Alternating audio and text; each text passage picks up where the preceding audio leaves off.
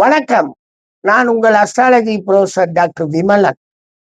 மாடு கொலை செய்தல். எங்களை பொறுத்த வரைக்கும் நாங்க எப்பயுமே என்ன சொல்வோம்னா, கொலை சொல்றதுக்கு தற்கொலையும் கொலையும் 8ஆம் பாவம் தான் சிக்னிஃபிகேட் பண்ணுது. 8ஆம் பாவம் தான் தொடர்பு வைக்குதுன்னு சொல்றோம். உண்மை.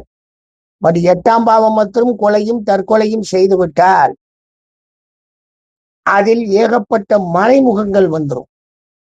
மறைந்து போகக்கூடிய தன்மைகள் என்னன்னு கேட்டீங்கன்னா, தெரியாமல் இருப்பது, பிடிபடாமல் இருப்பது, சிறைச்சாலைக்கு செல்லாமல் இருப்பது போன்ற அமைப்புகள்லாம் அதுல வரும். ஆனா 12ஆம் பாவம் வேலை செய்து தீய கோள்கள் தாக்கத்தினால், ஏன்னா உங்களுக்கு இந்த செவ்வாய், ராகு, அந்த பக்கம் இருக்கக்கூடிய கேது, சனி, சூரியன் இவங்க தாக்கத்துல 12ஆம் பாவமும் வேலை பார்த்து மர்டர் ஆயிட்டாருன்னா அவரு ஜெயிலுக்கு போயிடுவார்.